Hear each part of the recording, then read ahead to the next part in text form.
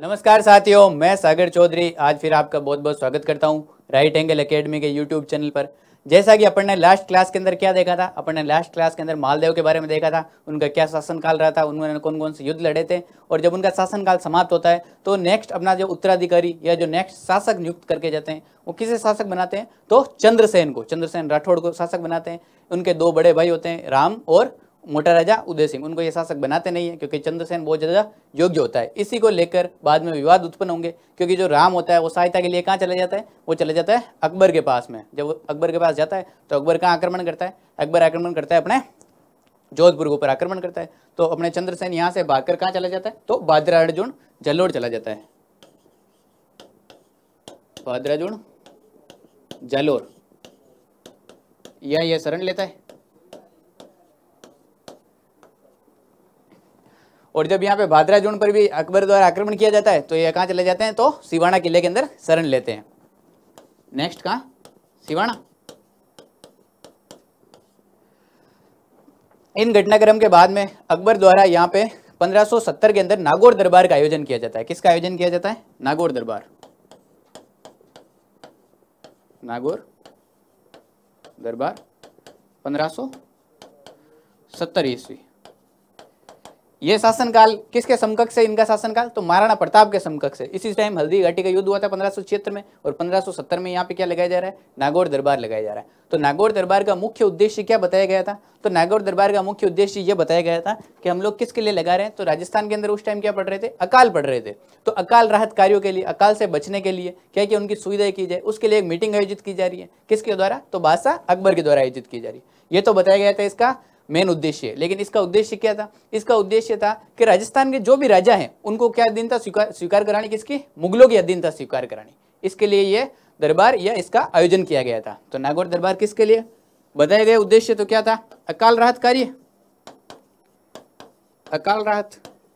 लेकिन वास्तविक क्या था, राजाओं को अधीनता स्वीकार कराना, अधीनता।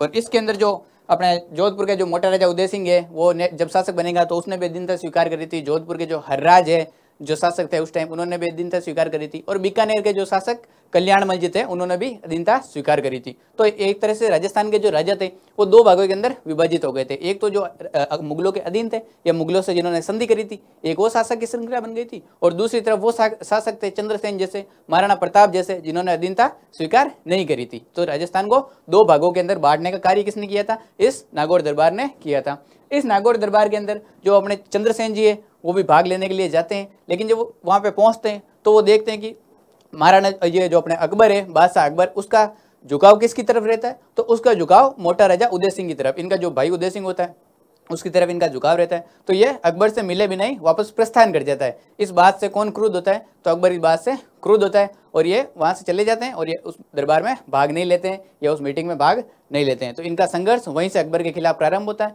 और ये अपने आजीवन किससे संघर्ष करते हैं, तो अकबर से अपने आजीवन संघर्ष करते हैं, जंगलों के अंदर भटकते हैं। और इन्होंने अपने आजीवन अकबर की अधीनता स्वीकार नहीं करी थी। और इनकी तुलना किससे की जाती है, तो इनकी तुलना की जाती है अपने महाराणा प्रताप से। किससे, महाराणा प्रताप से, क्योंकि प्रताप ने भी अपने पूरे जीवन युद्ध वगैरह किए थे, उन्होंने अधीनता स्वीकार नहीं करी थी अकबर की। हालांकि ये कोई राजधानी वगैरह नियुक्त नहीं कर पाए थे, उधर प्रताप ने राजधानी नियुक्त करी थी, विशाल सेना का गठन किया था, लेकिन इनको उस तरह के भामाशाह वगैरह का, उस तरह के सेनापति प्राप्त या मिल नहीं सके थे। इस वजह से ये इनका जो आंदोलन था या इनकी जो गतिविधियां रही थी वो इतनी सफल नहीं हो पाई। हालांकि इन्हें मारवाड़ का प्रताप भी कहा जाता है। इनकी उपाधियां क्या है, उपाधि मारवाड़ का प्रताप, प्रताप का अग्रगामी,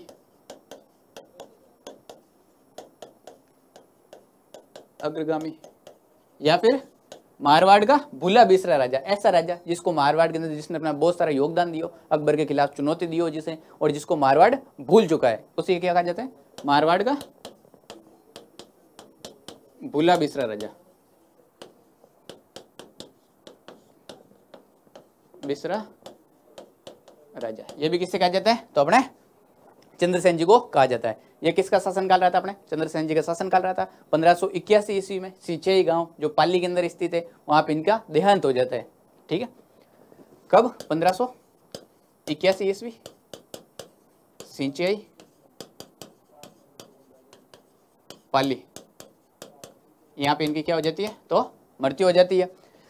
और इनके बाद में जो अकबर होता है वो किसके ऊपर, जोधपुर के ऊपर उसने अधिकार कर ही लिया था, लेकिन जो 1572 से लेके 1574 तक, कब से 1572 से 1574 तक, हालांकि इसका जो नियम है वो तो क्या कहता है कि जब उसने सहायता किसकी करी है, उदय सिंह की सहायता करी है या उदय सिंह को राजा बनाने का प्रयास किया है, तो उसको क्या करना चाहिए, नेक्स्ट शासक किसे बनाना चाहिए, उदय सिंह को बनाना चाहिए। लेकिन वो 3 वर्ष तक यहाँ पे शासक इसको नहीं बनाता है। और बीकानेर का जो शासक होता है अपने राय सिंह जी, उनको यहाँ पर प्रशासक नियुक्त करता है। राय सिंह जी जो कहाँ से संबंधित है, बीकानेर से, उन्हें प्रशासक नियुक्त किया जाता है। उसके बाद में जो नेक्स्ट शासक बनता है वो बनता है मोटा राजा उदय सिंह। इतिहास के अंदर मोटा राजा उदय सिंह एक ही हुआ है, और हालांकि इसकी फोटो से भी आपको लगेगा कि ये मोटा राजा उदय सिंह ही है। ये देखो पूरे बोर्ड को कवर कर रहा है, कहाँ से फैल के कहाँ तक आ रहा है। ये थे अपने मोटा राजा उदय सिंह जी। इन्होंने सबसे पहले मारवाड़ का वो शासक जिसने मुगलों की अधीनता स्वीकार करी थी, अगर पूछ लिया जाए तो कौन आएगा, मोटा राजा उदय सिंह जी होंगे उसके अंदर। और इन्होंने जो अपनी बेटी थी मानबाई, इनकी बेटी का क्या नाम था, मानबाई, उस या जोधाबाई, क्या था, जोधपुर की राजकुमारी, इसलिए जोधाबाई, राज्य के आधार पर ही नाम रख देते।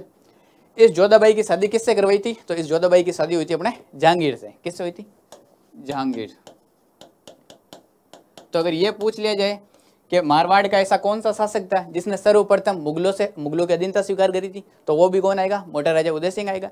और अगर किसने अधीनता स्वीकार करी थी उसके बाद में अपने जो वैवाहिक संबंध स्थापित किए थे वो भी किसने किए थे, तो वो भी उदय सिंह ने किए थे। और इनकी जो उपाधि रही थी वो क्या थी, जगत गोसाई, या पूरे जगत का पालन करने वाली जगत गोसाई,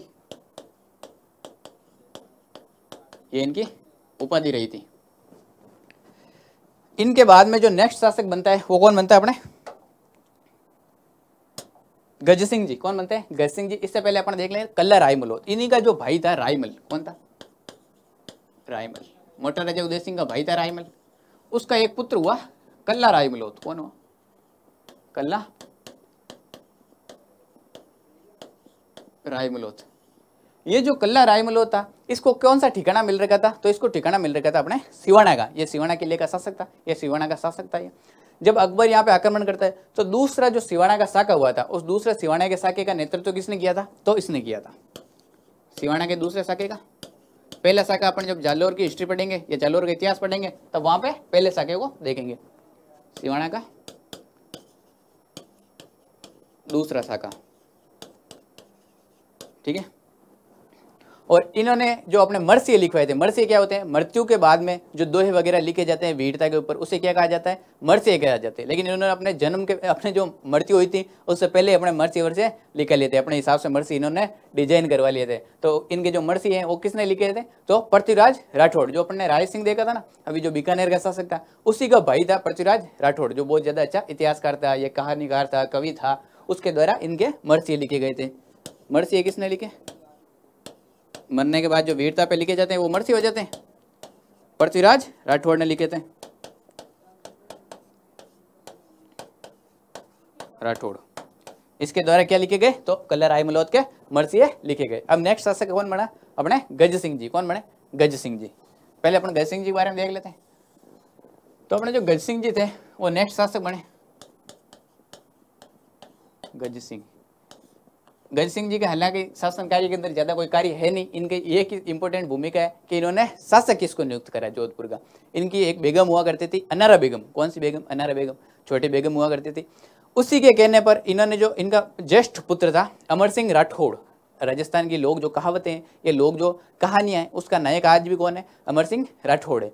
उसको यहाँ का शासक नहीं बना के उसको तो क्या दे दिया, नागौर दे दिया। हालांकि बड़ा बेटा वो था तो उसको जोधपुर मिलना चाहिए था, लेकिन उसको क्या दिया, नागौर दिया गया। और इधर जो जसवंत सिंह थे, इनके दूसरे बेटे अनारा बेगम के बेटे, उनको क्या दिया गया, उनको जोधपुर का शासक नियुक्त किया गया। हालांकि जसवंत सिंह भी अपन जब इतिहास में देखते हैं तो जसवंत सिंह की एक बहुत बड़े या वीर शासक हुए थे, तो उनकी भूमिका भी प्रखर रही थी। लेकिन जो घरेलू मतभेद थे उनके कारण या अनारा बेगम के प्यार के अंदर गज सिंह जी ने क्या किया, किसको नियुक्त कर दिया शासक, तो जसवंत सिंह को जोधपुर का शासक नियुक्त किया गया। हालांकि प्यार में आदमी क्या क्या नहीं करता है, तो गज सिंह जी को भी बेचारों को प्यार के अंदर करना पड़ा था। आदमी प्यार के अंदर जब मम्मी बोलती है सुबह जल्दी उठना है तो उठा नहीं जाता, लेकिन एक फ़ोन की घंटी बोलती है बेबी को बेस पसंद है और आदमी फटाफट उठ के तैयार हो जाता है। इधर जब रात को बोला जाता है कि भाई 1 बजे तक पढ़ ले, 2 बजे तक पढ़ ले, तब तो पढ़ा नहीं जाए, लेकिन जब रात को चैटिंग चलती है, रात को कॉलिंग चलती है, तो आदमी 3-3 4-4 बजे तक जगता रहता है। ऐसा तो बोल दे बाजार चला जा, सब्जी लानी है, सामान लाना है घर का, तब आदमी से जाए नहीं जाए। और अगर बोल दे कि 10 किलोमीटर मिलने के लिए जाना है, तो आदमी ये तैयार हो जाता है, ऐसे जूते पहन के, जूते चप्पल कोई होश ही नहीं है, और कहाँ चला जाता है, 10-10 किलोमीटर भी चला जाता है। किसमें? प्यार में। अगर वो कहे दिन तो दिन, वो कहे रात तो रात। सेल्फ रिस्पेक्ट की तो ऐसे हो जाती है, ठीक है। तो ये भी किसी के साथ हुआ, अपने गज सिंह जी के साथ हुआ था। तो गज सिंह जी को किसे शासक नियुक्त करना पड़ा? तो जसवंत सिंह को शासक नियुक्त करना पड़ा यहाँ पे। तो जोधपुर का शासक किसे नियुक्त करा? जसवंत सिंह।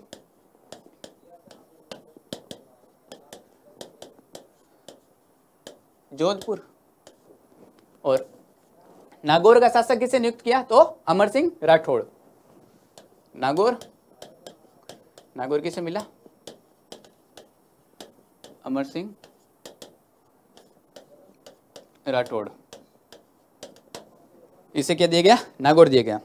तो अपन जसवंत सिंह जी के बाद में पढ़ेंगे। पहले अपन देखेंगे कि अमर सिंह जी जो थे उनके बारे में क्या क्या जानकारी मिलती है, या उनका शासन कार्य कैसा रहा था। अपन नागौर के जब अपने हिस्ट्री पढ़ते हैं ना, तो जोधपुर का इतिहास पढ़ते हैं, बीकानेर का इतिहास पढ़ते हैं, जैसलमेर का इतिहास पढ़ते हैं, आसपास के सारे क्षेत्र का इतिहास पढ़ते हैं। लेकिन अपन नागौर का इतिहास हमेशा स्किप करके चलते हैं, क्योंकि नागौर के अंदर ज़्यादा कोई बड़ी घटनाएं हुई नहीं थी, और जो हुई थी वो भी दूसरे राज्यों के अंदर जो अपन पढ़ते हैं उसके अंदर सम्मिलित कर लिए जाते हैं। लेकिन एक अमर सिंह जी एकमात्र ऐसे शासक है जिनको पढ़ना नागौर के इतिहास के अंदर बहुत ज़्यादा जरूरी रहता है, क्योंकि इनके बिना नागौर का इतिहास ना तो प्रारंभ हुआ था और ना ही समाप्त हो सकता है। तो अमर सिंह जी को अपन देखते हैं कि अमर सिंह जी का शासन कार्य कैसा रहा था। अमर सिंह राठौड़।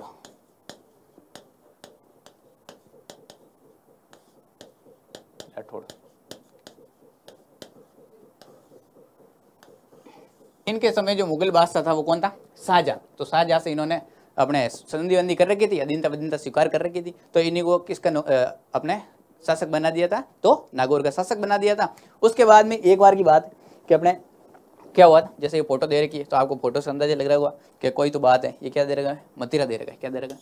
मतीरा। तो मतीरे का यहाँ पे क्या काम आ गया आज, तो देखते हैं। सबसे पहले इधर अपने जो सीमा लगती थी किसकी? बीकानेर से। नागौर की सीमा किससे लगती थी? बीकानेर से। ये इधर बीकानेर आ गया, इधर क्या आ गया? नागौर आ गया। ठीक है, इधर आ गया बीकानेर, इधर आ गया नागौर।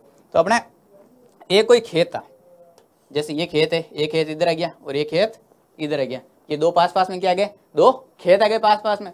अब एक जो बेल थी वो तो अपने इस खेत, किसान के खेत के अंदर एक बेल लगी थी, बेलड़ी लगी एक किसान के खेत में। किसकी बेलड़ी लगी? अपने मतीरे की बेलड़ी लगी थी। मतीरा जानते हो ना? मतीरा मतलब तरबूज।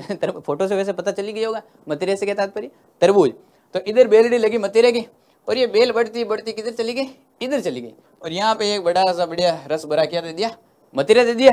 इधर मतीरा मिल गया नागौर वाले क्षेत्र में। अब जो यहाँ का किसान था उसने क्या किया? उसने इस मतीरे को बढ़िया ठपकारा, कहा यार मतीरा क्या है? मतीरा मीठा है। तो इसने मतीरे को तोड़ने का प्रयास किया, लेकिन उसी समय कौन देख लेता है? इधर का जो किसान होता है बीकानेर वाला, वो इसको देख लेता है। तो बीकानेर वाले किसान कहते हैं क्या भाई क्या कर रहा है? तो मतीरा ले रहा हूँ। मतीरा बड़े पक गया। अरे मतीरा ठीक है, पहले देखिए बेलड़ी कहाँ से आ रही है। ये बेलड़ी देखी, तो बेलड़ी किधर से आ रही है? बेलड़ी आ रही है मेरे खेत से, बीकानेर वाले से। तो मतीरे पर हक किसका हुआ? तो मतीरे पर हक बीकानेर वालों का हुआ, मेरे खेत का हुआ, मेरा हुआ। तो यहाँ पे ये जो किसान होता है वो इसको स्वीकार नहीं करता है। इनके दोनों के बीच में क्या बस चलते हैं बढ़िया लाठी घूसे डंडे बढ़िया मचकाए जाते हैं। और ये इधर से फोन कर देता है किसको? अपने भाई लोगों को, हेलो भाई खेत में क्या हो गया? खेत में जोड़ हो गए, आ जाओ। इधर से ये फोन कर देता है अपने रिश्तेदारों को, खेत में जोड़ हो गया, आ जाओ। आज भी जो जमीनों के जोड़ होते हैं, जमीनों के जो मामले होते हैं उसके अंदर लोग आ ही जाते हैं। गाँवों के अंदर तो विशेष रूप से जमीनों के दंगे वगैरह लड़ाइयाँ वगैरह होती रहती है। तो इधर से इसके सहयोगी है, इधर से इसके सहयोगी है, दोनों के बीच में बढ़िया मार कुटाई हुई।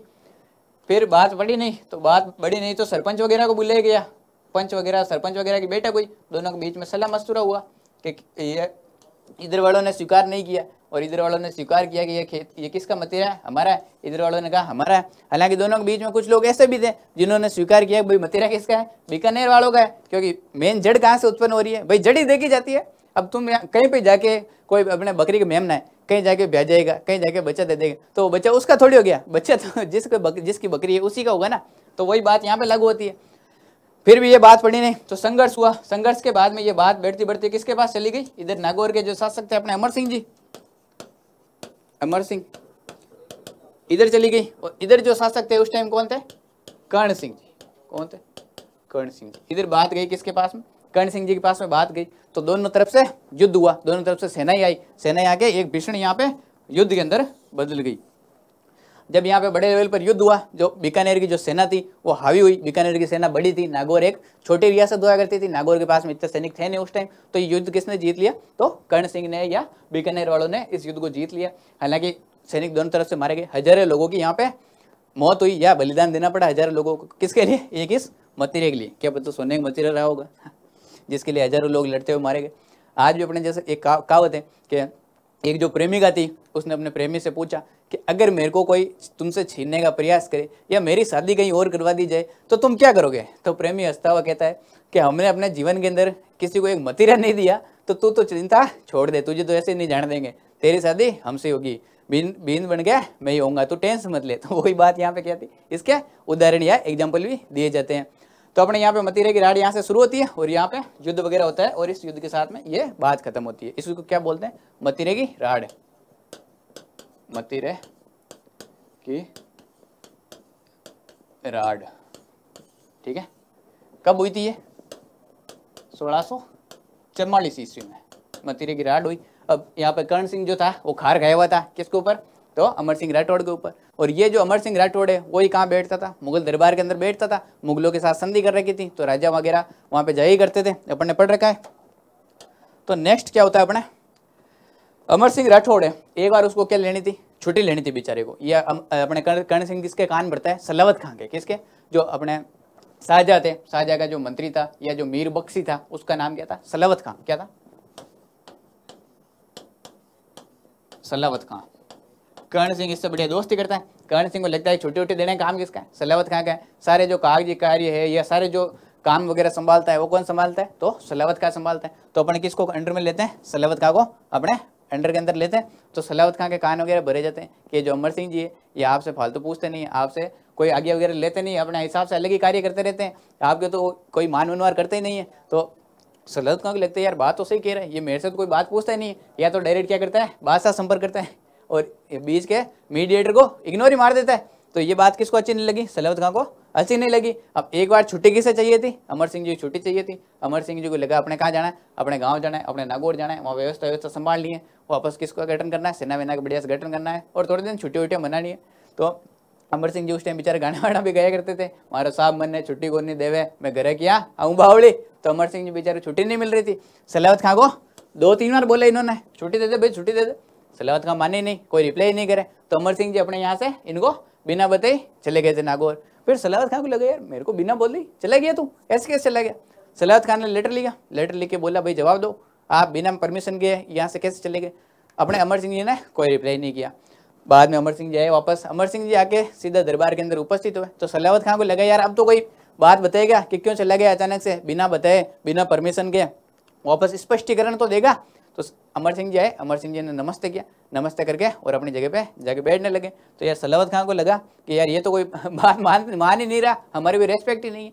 तो जैसे सलावत खां ने बोला गंवार कहीं का पता नहीं कहाँ से आ जाते, ये बात किसको लगी बुरी, अमर सिंह जी को ये बात बहुत बुरी लगी। स्वाभिमानी आदमी थे, इनको जैसे ये बात बुरी लगी, उस टाइम इनके हाथ में क्या थी, कटार थी। यहाँ पे कमर के ऊपर कटार रखते हैं, जो बीन बनता है तो एक छोटी सी कटार ही देते हैं ना उसको, तो वो कटार थी। इन्होंने कटार निकाली और कटार निकाल के किसकी घंटी बैठ दी, हाथों हाथ अपने सलावत खां की गर्दन काट दी वहीं पे।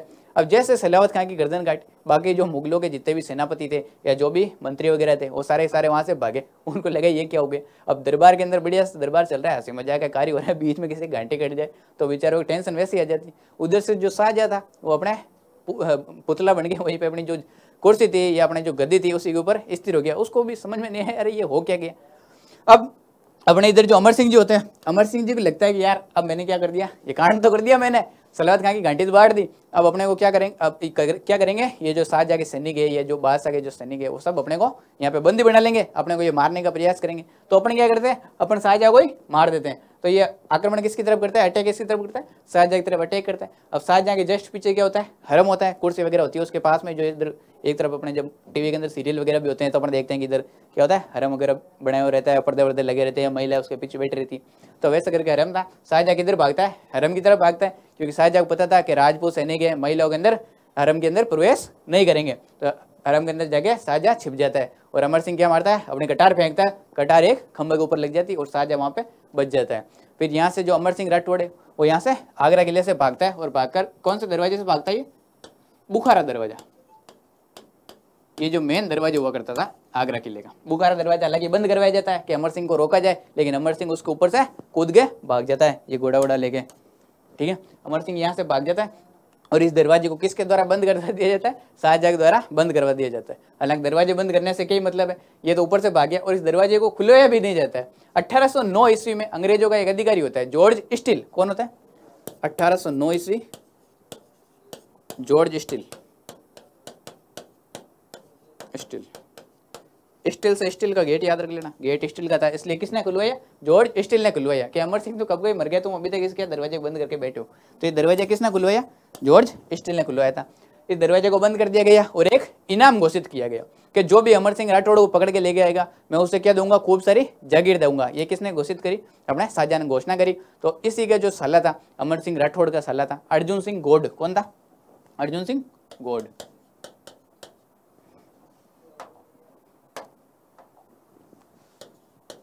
इसमें भी नहीं दिखा देगा,